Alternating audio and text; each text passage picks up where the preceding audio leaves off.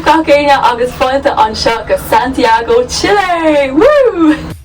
Cha mé 5 lá is fithe sa tSile America has mbliana. Ag tosnú Santiago an phríomh chathair, ag dul 5 go dtí an ganamhlach Atacama ó has go dtí an Fatagón agus anna cuid átainna atartha, tar liom go dtí an tSile.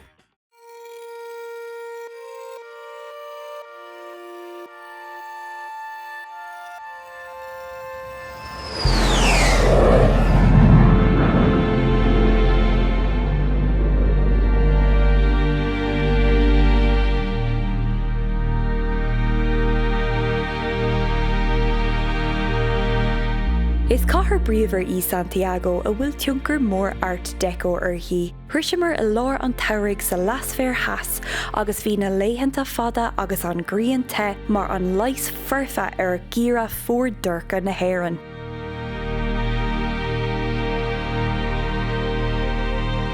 Mar atá in ngach chathair nua a dugamíd cuairt uirthi, thugraigh mé féin agus mo bhuacail éideann troschiúil a dhéanamh chun blaise a fháil ceantar agus de star Santiago. Thug sé seo muid go ceantar ar a dtugtar Páras, London agus fiú nua amhrac. Comála sé péal is sinna Santiago, sé péal San Francisco, a costraíoch sa bhliain 1652.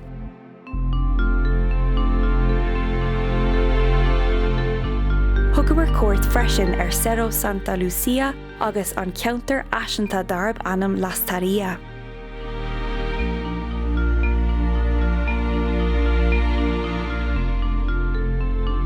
Ceantar na cuairteanna bhó tionchar a bhí a gcuine Santiago ná cuairte thuairt ar bhúséim na chuidne agus na geart déana. Pléann sé seo ábhar na decóireachta míleata údarásaí, ról na Stát Aontaithe agus na daoine a chail a maithe nó atá fós ar iarraig mar thura ar an decóireacht seo a bhí réim ó 1973 go 1990. Múséim den sco eile about Múséim na Helena raibh Cholómaí a thug go leor eolais dúing faoi phobal dúchasa na Chile. Tá neart páirceanna agus spásanna glasa is Santiago, agus ba gnách le muintir na háta a eáil ag buint taitneamh as léitheanta an tsamhraidh le picnicí nó ag caitheamh ama lena cóirda agus le tSileach faoin rion.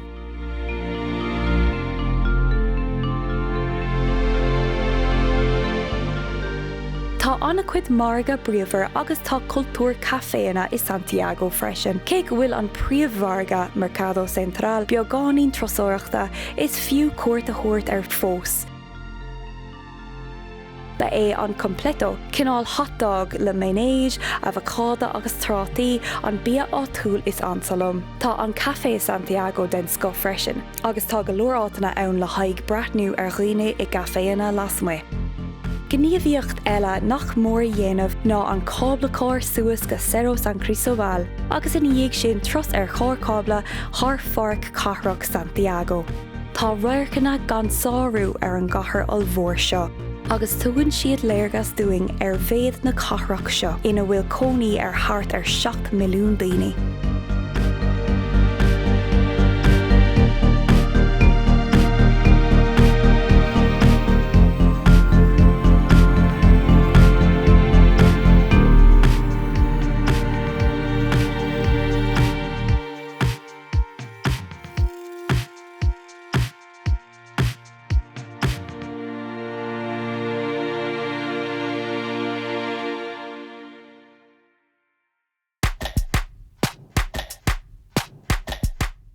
Ar deire rinneamar inúcha ar chóirsannacht a líonanta bé a vísta atá aitheanta as a helíonn sráide agus a beor. Chun críocha cuirlann ar gcuidáma Santiago, bhuineamar taitneamh as an deoch áitiúil Pisco Sour. Sláinte.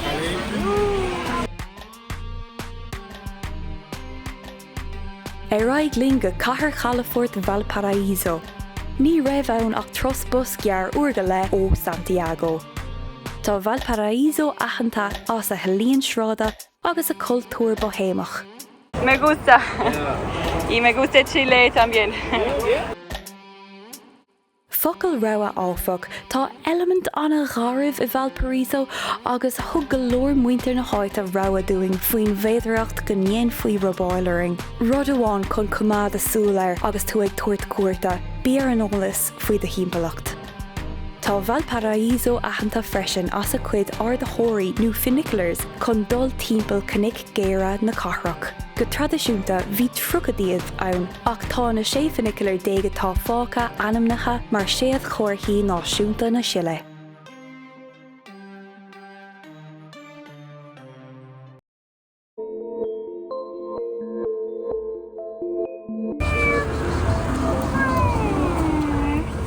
Sí Valparaíso freisin a fuaimar míos sílach is fearling, chreidiúint, pláta scalóga le fiol éagsúla ómh agus oniún. An ládar gcionn chuaimar suas sna cnoic bhos áitiúil nó míchorb go dtí teach an eile Pablo Neruda a bheastar a bheith ina eile náisiúnta sa Chile. Tar éis dúing na tailta a nuacha, bhí sé an am cuarta chuairt rud nach mór eicála Valparaíso, an múséum oscailta ina bhfuil cuid den na líon sráide is fearr sa cathrach.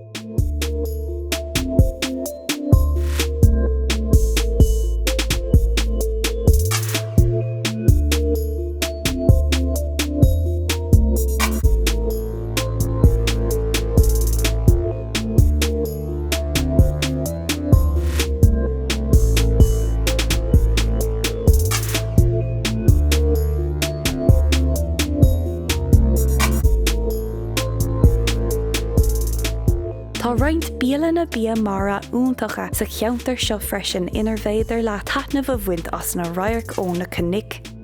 Is tros lei nó lá lei go tínta chuig an baile cosfarga in Gaeilgeoir Viña del Mar. Cé go bhfuil Valparaíso sit a cosfarga níl cáil a trána. Tar éis tros bos le ura thuirse mar cathair nua aimseir a Viña del Mar. An drochúir ní raibh an aimseir ling le haig an lá trá seo, ach bhí sé fós deas tannta dráma túla an agéon ciúin a eicáil. Mátá an tam agat rud nach raibh a going for bhulthaing cuairt a thuairt an mbaile in Gaeilgeoir concán atá aitheanta as a dúnchna ganmh dráma túla. Ó Valparaíso chlacamar bus 6 uair clig níos fuide ó chuaig feadh cósán agéon ciúin go cathair La Serena.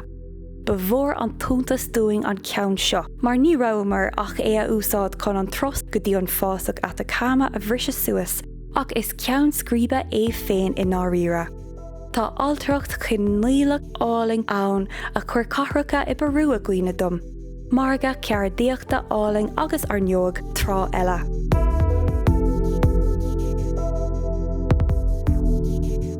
Bhí sé seo bhfad níos deise ná an trá Viña del Mar, cé go raibh an seo fós róláidir le snámh ann.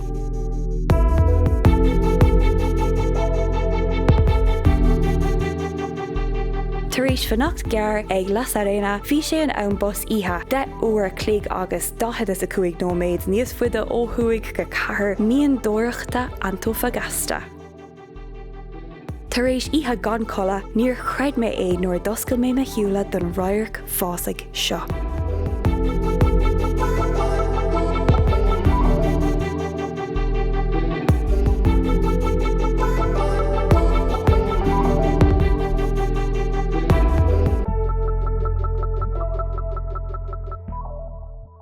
Ní dóiglumm go bhfuil Antofagasta chláir taistil mórán daoine sa Chile. Nuair dúirmar le fórmhór muintir na Chile go rabharmar ag dul ann, bé an príomhfreagar ná cén fá.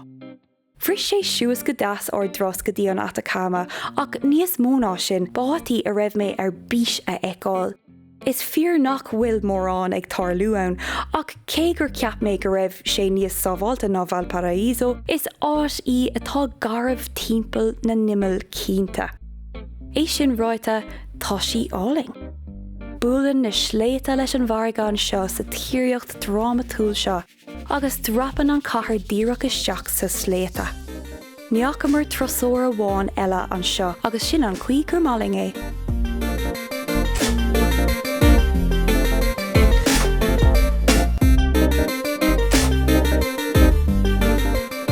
Thugam mar bus amháin chuig rud a ceapamar a bhí ina bhthracha orsa, ach fuaimar amach gur thóg na miondóirí iad chiamh mianach airgid sna 1880. Bhí múséum má ann éon nos, ach bhaithíamar gur rud beochasúla catfish a bhí ann.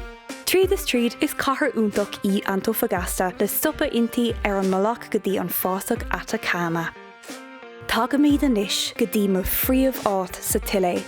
Tá an tíreacht an seo san Atacama go thomláin neamhghnách. Thóga mar bus 3 uair an cléigean tíre go cathair Calama, áit a chur mar glúisteán ar cíos chun saoirse iomlán a bheith againn sa bhásach. Lonlaíomar muid féin i Mália Cáiliúil San Pedro de Atacama. Bé an láthair trasúirta ba gnóthaí a chonacha mar go dtí seo sa tSile. Ach in áiríre bé an tain baile a raibh na háisina ann cosúla stáisiún petrol agus roinnt bialanna comá. Thománamar an uair go le ó Calama go San Pedro agus thocraíomar isteach dár bhanacht 5 oíche.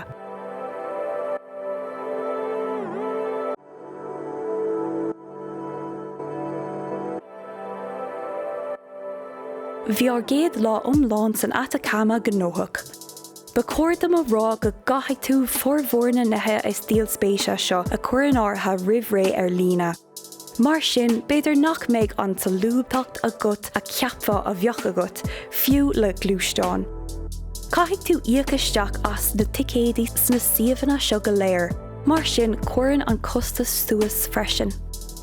Thosaíomar leis an Devil's Throat nó Garganta del Diablo, tros gear feichnóméid ó thuaidh San Pedro. Is siúlód í seo trí glán catarpe a chríochnaíonn le drapa go dtí an roiarc faointa seo. Ní maga an iardáin seo go neirid ag srise beagánaí níos lú ná 3,000 méadar. Tar éis sé sin, leanamar a raibh sa tróna tríd an Valle de la Luna, siomh farsing le 5 áta stoppa le haig siúlóda nó chun griangraf a thógáil. Cuaig na raircanna i méid an seo agus cuma fíor ar na formíochta carraige áil is dámbeach ó Mars a cuireadh iad ann.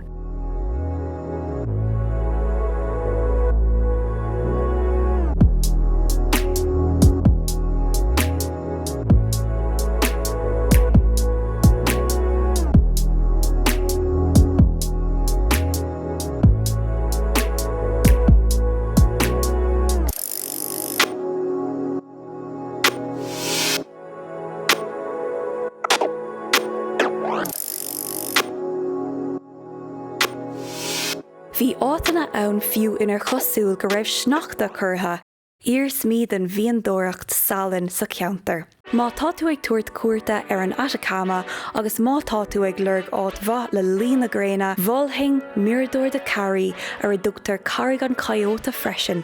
Tá sé seo san áireamh i dticéad Valle de la Luna. Lá lucha a bhí ann an lá Gaeilgeoir.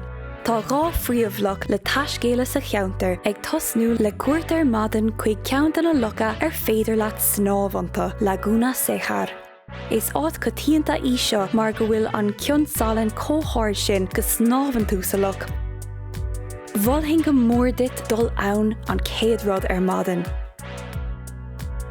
Tar éis taitneamh a bhaint as an snámh sin, chuamar go dtí an dara lucht an lá Laguna Chaith. Tá sé seo site i bhfuilán salann Atacama agus mar sin a rís bhí cuma tír úntais gíra air ag gotar sneacht leis an gríon te agus an spéir gorim tholéir. Bé an phríomh chúis a thugamar cuairt ar Laguna Chaith ná líon mór na flamingo atá ina cónaí an seo sa luch. Chaithmar i bhfad róáda ag brath nuairtha ag tógáil griangraf díobh bhíomar faoin gheasa.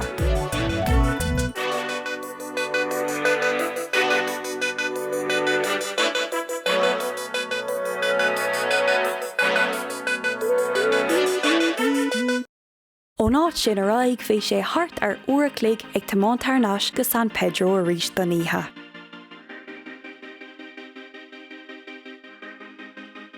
Bé an lá Gaeilgeoir an lá is fearr lumsa san Atacama. Bé an lá befó bhí a going freisin. Níl éon átainna eile le haithró slú sa ceantar seachas San Pedro agus béag an dúing a chintú go raibh go leor isce a going don lá iomlán ar fad. D'ágamar San Pedro go muc ar madan agus chuamar dro sráidbhaile sucara. Caithfidh tú seiceáil isteach a dhéanamh agus tú ag srise ag an sráidbhaile seo le dul níos fuide a rís. Bhí mar ag drapa suas leis an irda freisin agus nuair a thrisimar á géad ceann scríbe bhíomar níos irda ná 400,000 méadar. Anseo, bogann tú níos muile agus tógann tú de chuid ama agus tú ag siúil. Mar sin féin is cosúil domsa, éon óra thrisin tú irda áirithe go mbraithníonn an tíreacht difriúil. Ó phláinéid eile is féidir leat a rá. Sé seo Laguna Miscanti, Loch Friflána. Leanamar a raig chuig an céad loch eile in aice láimhe Laguna Minicis.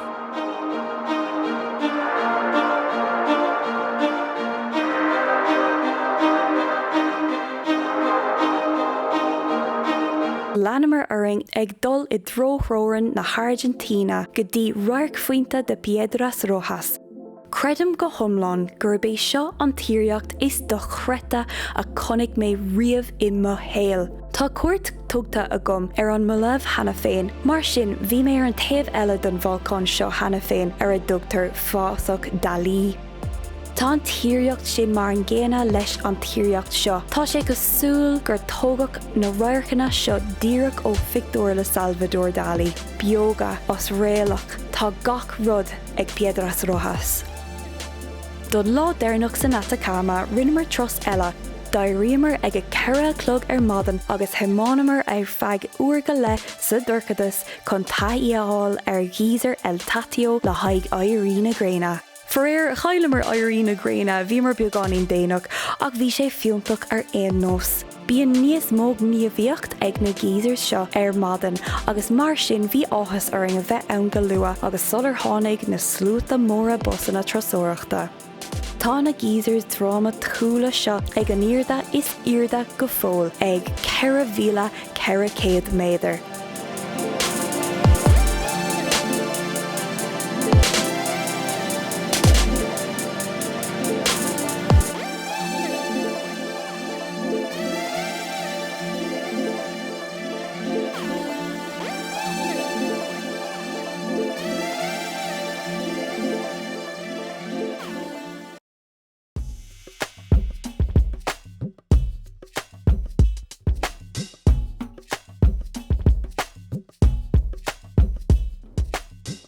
Dros arás I dro San Pedro, stoppamar ag an dalamh fluch úntaach seo gon vicúní Guanaco agus éon éagsúla a eicáil, níos mó flamingo san áireamh.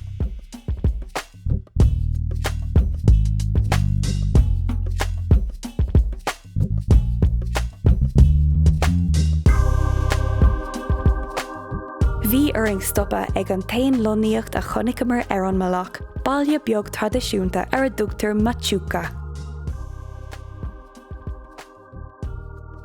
Bhuinimar tríal as fiol áitiúil a díaltar an sin, fiol láma, agus hiúlamar suas go dtí an sépéal le haig Roirc Fuente, bealach úntaach chun deireadh a chur lenar gcuid ama san Atacama.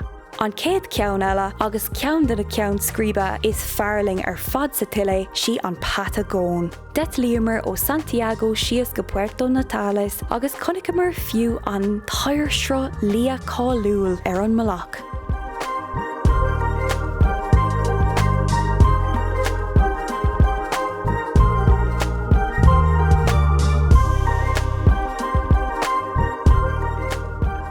Taréis dúing bailile Puerto Natales a nucha, cuairmar glúisteáin eile ar cias agus de mímar leis ar tros ba bhó a raibh mé ag tanú leis ar an dros seo, Parc Náisiúnta Torres del Paine. Lig dom a rá leat is rud costasach é seo a dhéanamh.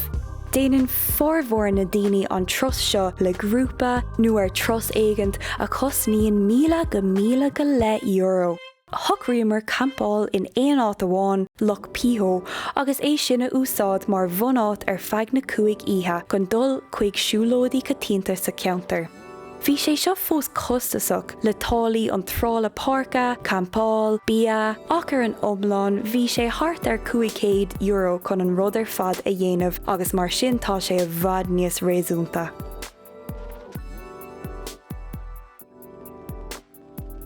Nuair a thrisimar an áit a chuirmar ar bobbal suas, bhí sé an am don céad siúlód, díreach in aice leis an gampa bhí Mirador Condor.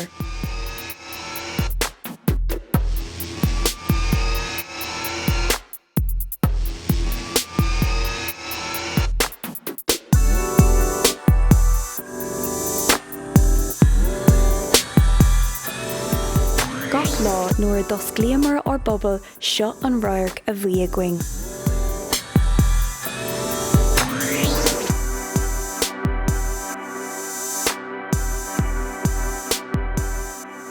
Ní raibh an aimseir go húntaach ar dara lá an seo I doras del Paine ach bhuinimir an lasas fearras ag tuairt cuairte ar an abhainn agus as seo Salto Grande agus ar an oighear lia.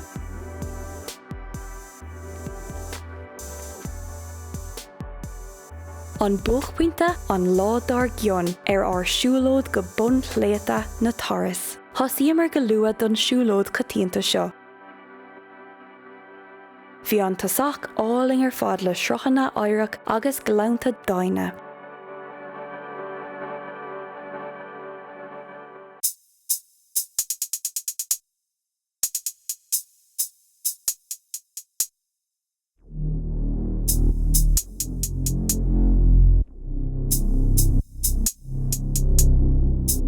Supamar ag Refugio Chileno áit a gan bíon daoine áirithe ar an Trek W. Is féidir leat bia cinach an seo fiú agus tugtar na soláthairí suas an cosán iargiúlta seo le capall.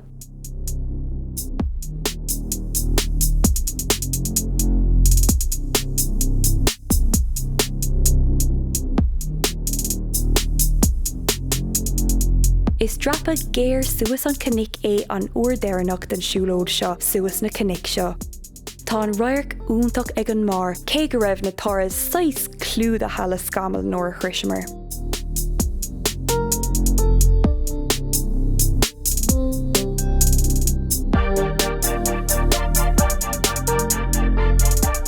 Bhí ar géad lá eile 6 fada comá, cuamar go glán Francés, cuid eile den Tros W seo. Ó Loch Piho caiigh tú bád a thógáil go tearmann eile Paine Grande agus tosaíú dhéanamh ar an dros 8 km go dtí an roirg pointe Francés.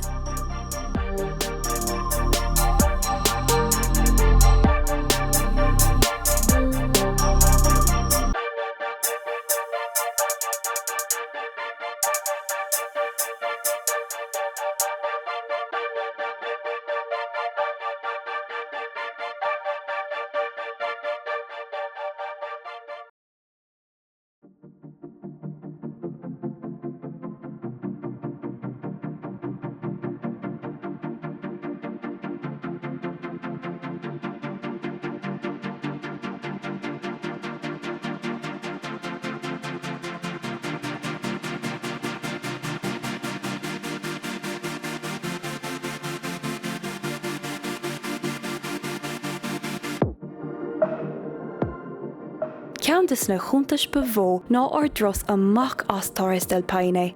Fiormar tar éis dolas seach sa farc ag an checkpointe Serrano, ach dágamar ag Laguna Amarga agus na Roircanna. Bhí siad ar cuid na cín is fearr a cnicamar riamh. Mana bhfuil mórán ama nó airgad agat, is féidir le tros lé a dhéanamh ó Puerto Natales go Laguna Amarga. Bé an bealach is fearr chun deire a cuirlan ar gcuid ama sa Chile. Well gach aine seo Gaeilgeoir Chile agus an tír íbhing seo bhrealam a chuid ama an seo Santiago ó thuaidh ó theas go háirithe agus beag mé féin agus éidean ag dul timpeall an America theas ar fad so bígí ag fécint I gcóir an céad ceann eile agus má bhain tú taitnamh as an íseán seo bí cinnte go déanann tú like foscríomh fág teachtar theas an sin agus cíigh mé sa céad áit eile sib. Slán!